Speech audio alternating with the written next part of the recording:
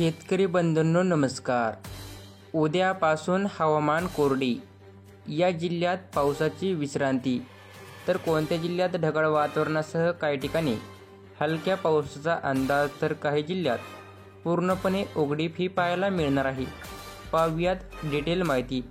त्यापूर्वी छोटीशी विनंती, आपल्या चॅनलवर नवीन असाल तर आपल्या चॅनलला लगेच सबस्क्राईब करून शेजारी बेल आयकॉन प्रेस करा. तर उद्या आपल्याला खास करून सोलापूर, पंढरपूर, जत, इंदापूर, करमाळा या ठिकाणी हवामान हे कोरडे राहणार आहे.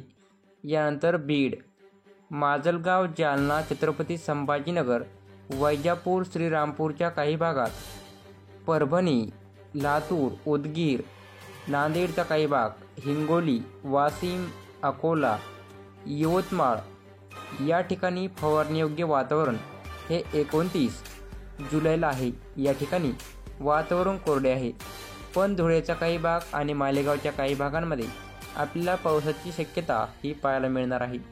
यानंतर नाशिक, इगतपुरीमध्ये काही ठिकाणी पाऊस राहील, सातारामध्ये देखील पाऊस राहील आणि कोल्हापूरमध्ये देखील पावसाची शक्यता आहे. असेच नवीन अपडेट जाणून घेण्यासाठी आपल्या चॅनलला सबस्क्राईब करा. धन्यवाद.